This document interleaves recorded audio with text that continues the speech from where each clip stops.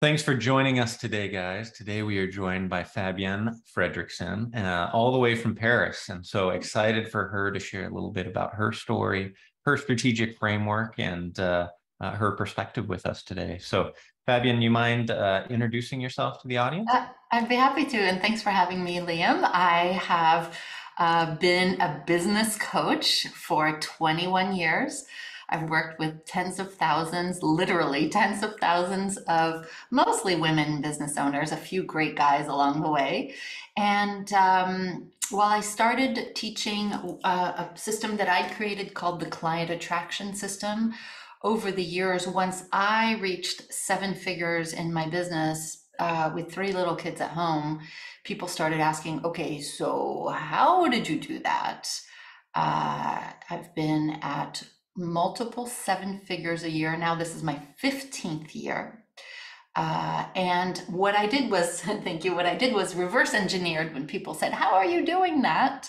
I reverse engineered the levers, as in leverage, that I pulled to be able to have a business that makes an impact, because impact is important for me. It's not about how many, Lamborghinis I can have in my driveway. That doesn't drive me. How many people can I be of service to? How much time off can I take? So I help people take several months off per year while their business continues to grow, and earning more. It's called everything I do is about creating a leveraged business. I wrote a book called The Leveraged Business, and I'm happy to share anything that I can about helping our listeners do that in their own business as well. That's amazing, Fabienne. How did you get into coaching? Is that where you knew you were always going to go? It's rare that you have a little kid that's like, hey, I want to be a coach, right? So there's got to be some evolution along the way, right? How'd you land there? Yeah, so just to go way back 21 years ago, I was working in corporate.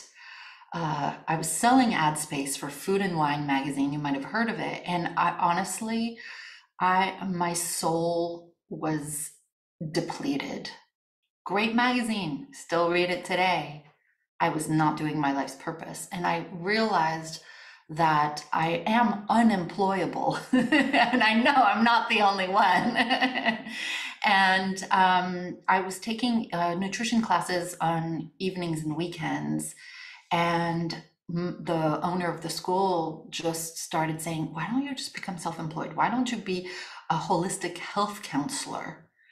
I was like, oh my God, I was so scared to take the leap of faith and to work on my own, but I did.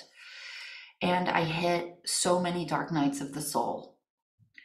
Credit card companies, it's like my sleeping in a van by the river story, credit card companies, the eviction notice being taped on my door with no envelope, just on my door. So all my neighbors could see I wasn't making enough money. And I started, like saying, if I don't figure this out, I need to go back to corporate. And that would be like a slow death. So I started looking into marketing, and there were marketing coaches in my networking group. And then I, just started working with some of them. And I thought, I created a client attraction system for myself. And then other people started asking me, how did you fill your practice to full capacity in 8 months? And I'd say, have tea with me. I'll tell you. I'll tell you what couple things to do. And then my nutrition clients said, now that we're done for our first 6 months, I want to sign up for another 6 months. But can we not talk about brown rice and kale and tofu? And can you teach me your client attraction system? And to tell you the truth, Liam, I enjoyed teaching the marketing, because this was having a real effect. Not that brown rice doesn't have a real effect on people's lives, it does. But to see somebody, especially a woman, go from struggling, staying in toxic situations, whether that be a toxic job or a toxic relationship, because she wasn't making her own money and lots of it, I started noticing that this was something where I could actually make a very real difference in somebody's life. I started learning from Thomas Leonard, one of the fathers of coaching. And then I just one day, I remember talking to my now husband, who was just my boyfriend. I said, I'm going to become a business coach. He was like, what's that? I'm like, watch me. And I just, it was little Fabienne on the phone.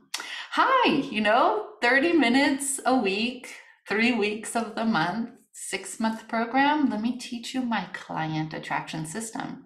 And then it grew. And then I did, programs and courses and 3-day events and masterminds and all of that. And I mean, I could go on, but that's how I bumped into, by accident, business coaching, by real necessity.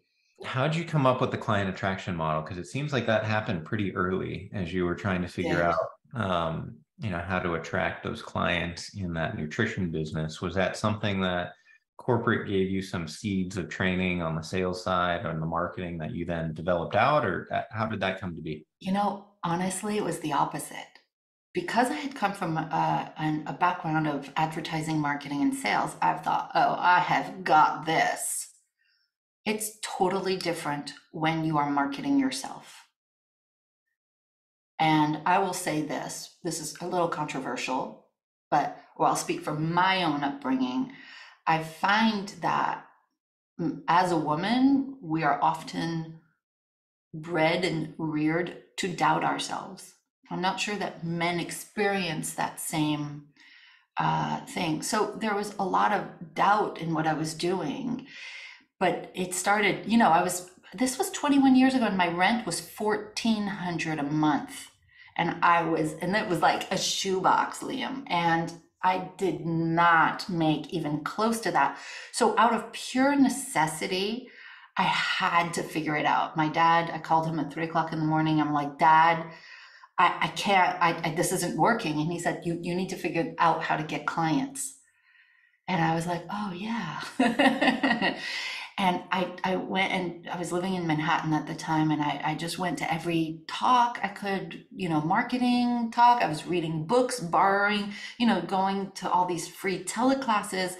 And I'll tell you what happened to me, which is probably why I work with a majority of women, although a few great guys love to learn from us as well, is that there was a lot back then, a lot of bro marketing, bro selling, bro networking.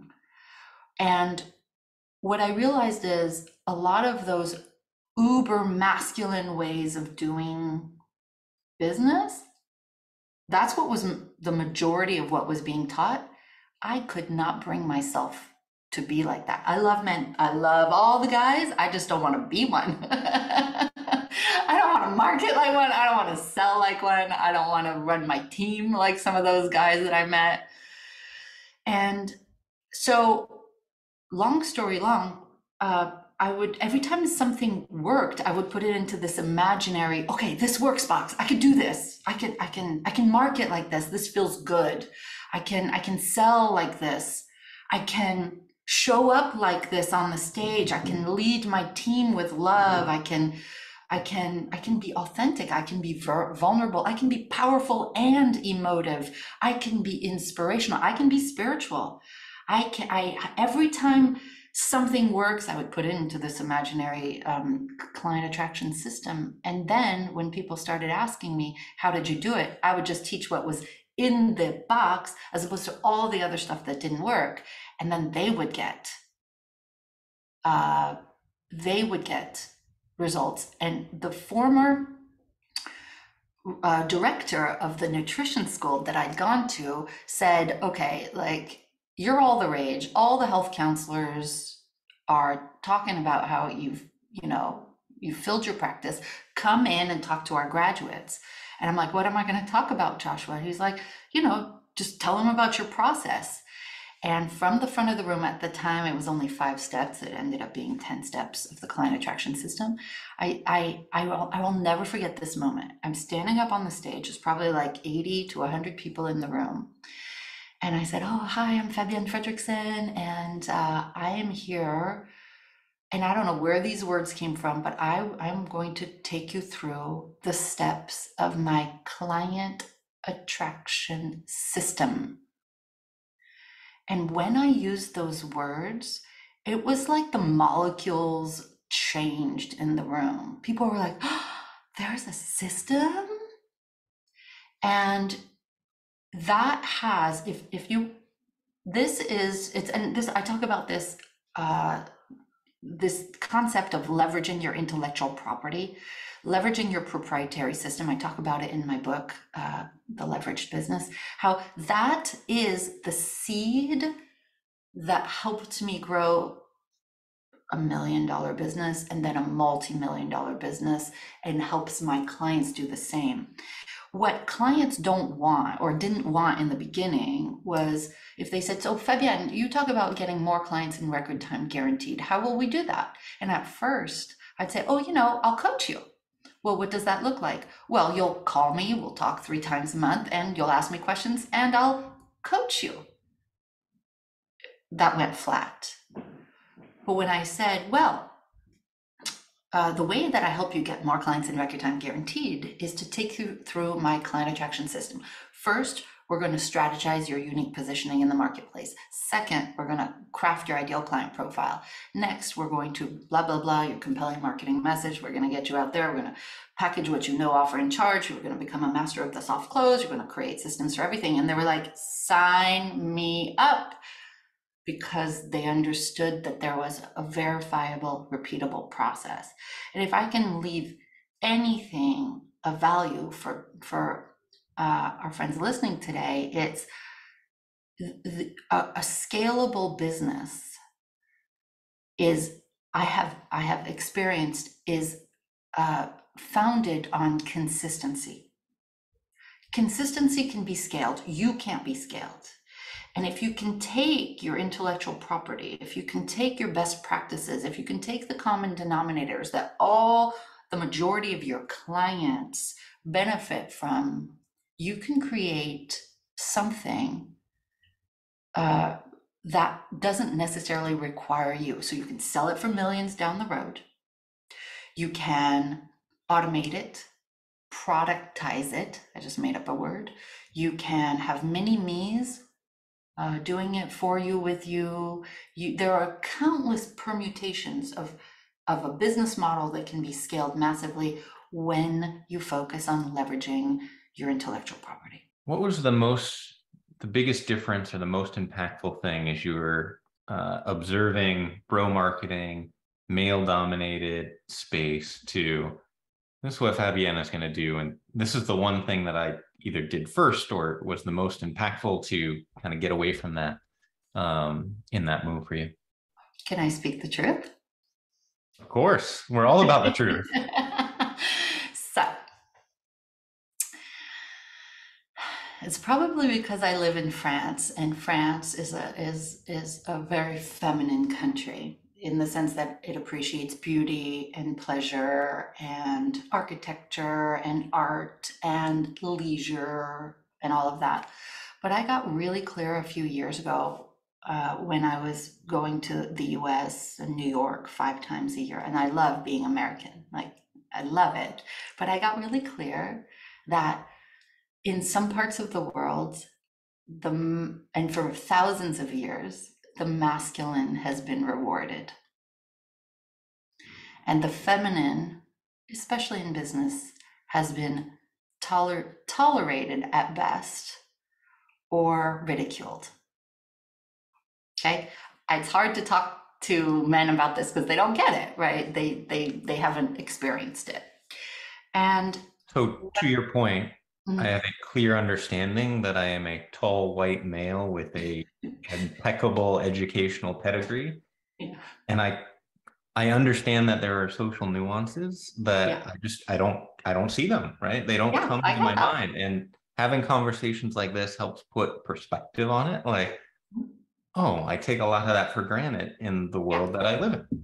It's so subtle, and sometimes not so subtle, that it's hard for somebody in that position to get it. But it's not even about being a woman, it's about the feminine energy. And so, one of the things that I teach, and one of the reasons why our program works so well, is because we've taken into account the difference between masculine energy in business and feminine energy in business. And by the way, you need both.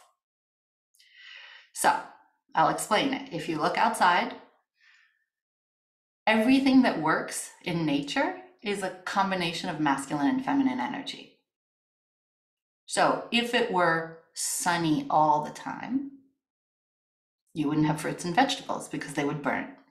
If it was dark all the time, you wouldn't have fruits and vegetables because there would be no sunshine. So you need a wet, dry, cold, heat, everything is a combination. If you don't want to look at it as masculine and feminine energy, you can look at it as yin and yang, right?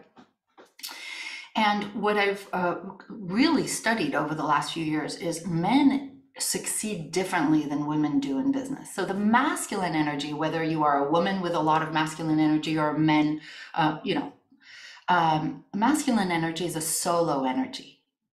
It is an energy of action. It is energy of thinking. It's a linear energy. The feminine energy is an energy of pulling rather than pushing. It's a community energy.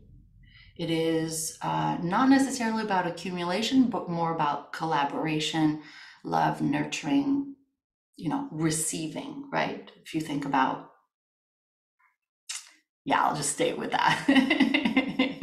So when you're asking, when a woman is in a business setting and and the masculine is revered and rewarded, if she's an ambitious woman with healthy, goals, and only one energy is rewarded, she's going to start acting that way.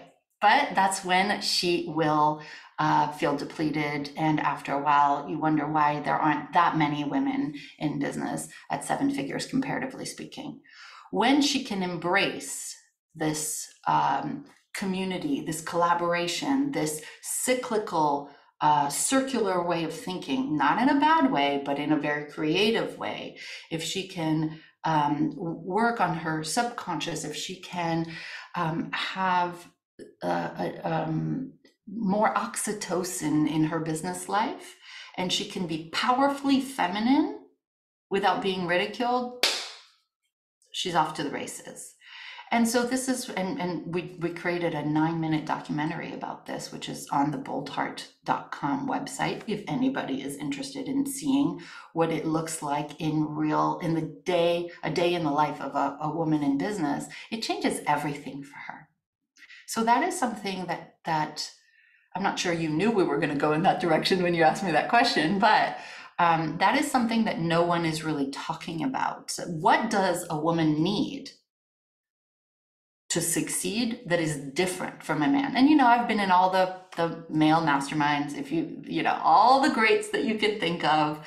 I've been there, through all the habanero eating contests where I'm thinking, I got a baby at home. When are we going to get to my business strategy here? And all the things. And I realized we're different, and that's okay. We just let's each get our needs met. Yeah.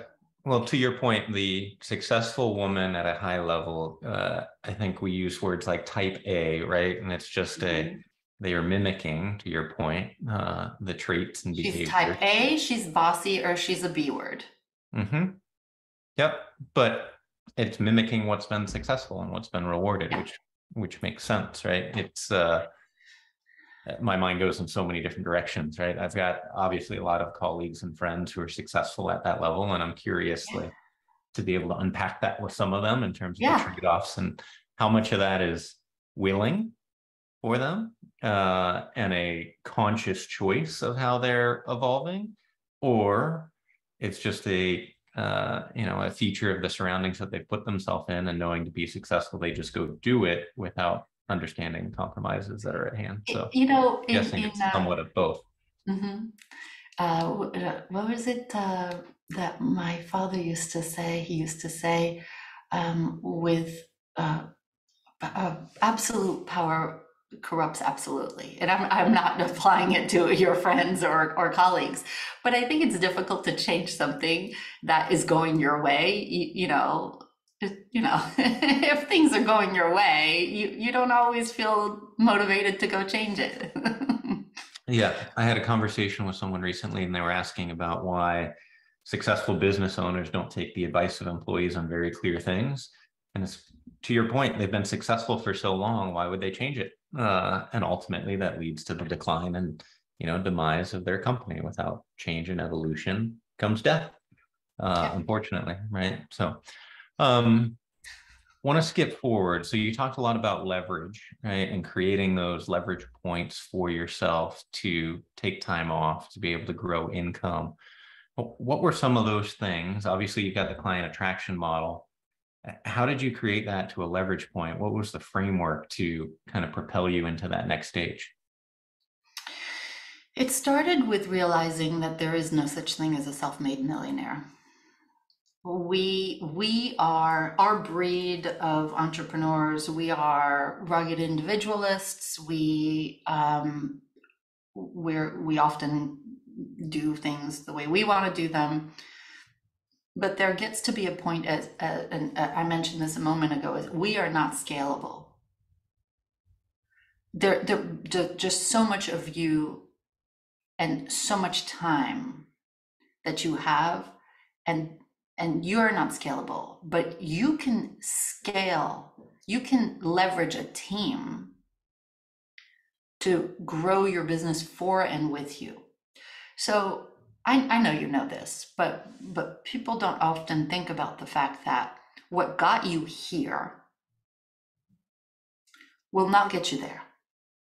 So the way you use your team, the level of team, the how you delegate, the accountability measures that you have, the how you use your time, meaning what are you working on in the business? Because there's probably a Pareto principle issue here, where you're probably working on 80% of the stuff that's only producing 20% of results and wondering why you're not growing faster. We got to flip that on its head. And part of that is delegating and you only being in your unique brilliance activities. That's where your unique brilliance activities are the ones, I talk about this in chapter 3.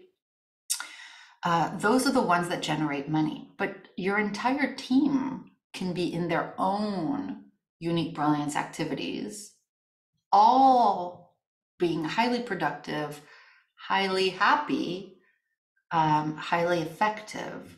And when you can begin to create a uniquely brilliant team, you're totally leveraging it. So not only are they taking things off your plate so that you can then go and work on exponential growth activities, but then when you've got everybody doing exponential growth activities on your team, you're leveraging like never before. That is just that's chapter 1 of the book. That's like, this is where we always start with the team. And then once you've got the team, you realize that you can get out of the day-to-day operations of your business, and please get out of the day-to-day operations of your business. You are not wired for that. 95% of people listening to this are not wired for it. There's a myth that the person who started the business should be running it. You should not be running your own business.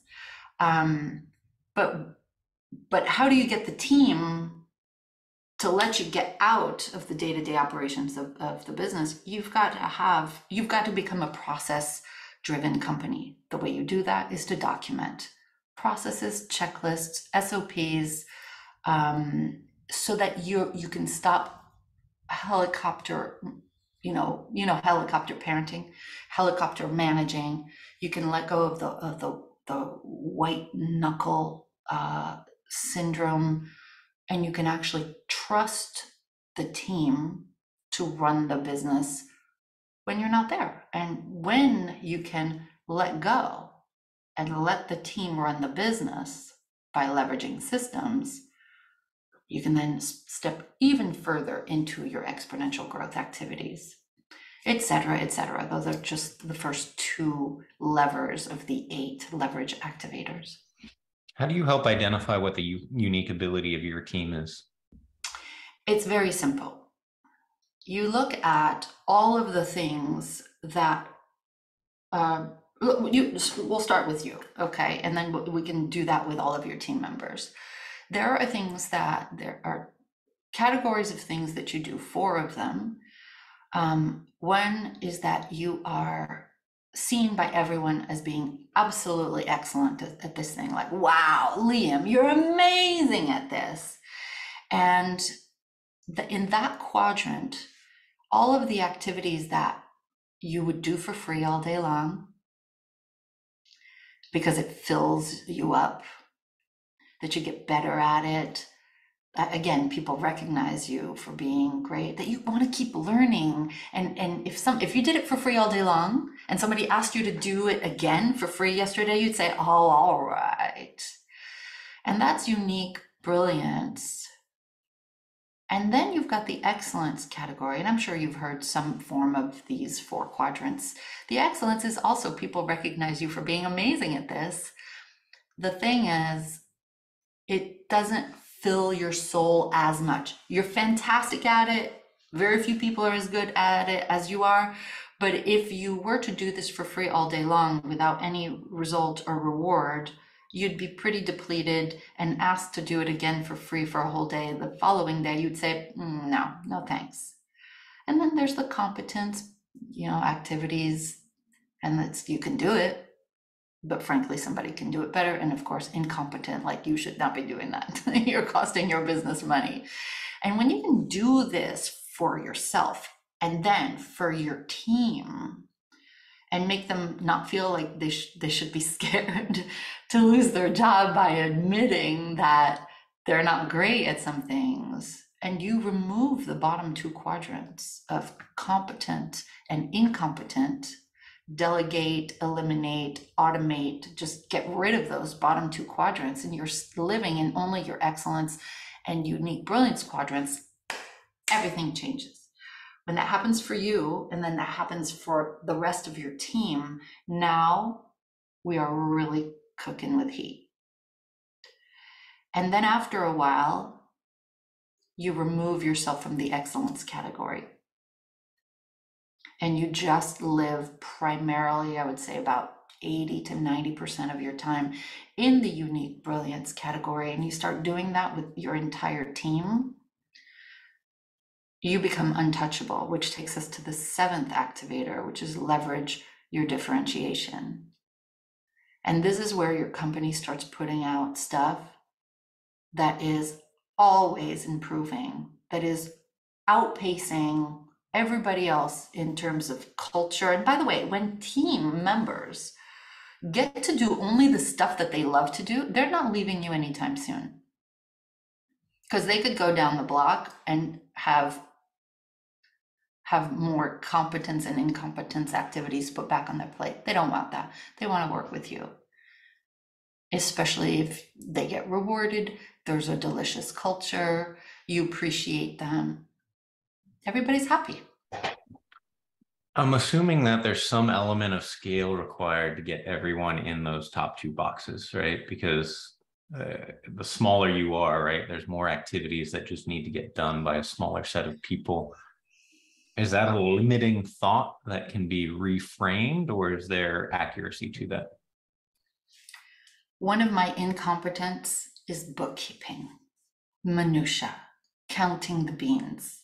I would rather pull my eyelashes out. One day, I was having a full day meeting with my accounting team, and Matt, my accountant in the US, was smiling, and I'm thinking, how soon can I get the hell out of here? And I looked at him, I was like, Matt, you actually like this. He goes, oh, Fabienne, the meaning of life is numbers. I'm like, Matt, what are you talking about? He's like, numbers tell a story, and from the story you can blah, blah, blah. And he was waxing lyrical about accounting. And that's when I got The limiting belief that we have typically is that if we don't like it, nobody likes it. I don't like data entry, but I've met people who don't want to be. They don't want to be having a conversation on a podcast. They do not want to be selling from the stage. They do not want to hire. They do not want to fire. They do not want to market. They want to do data entry and leave them alone. And they're really good at it.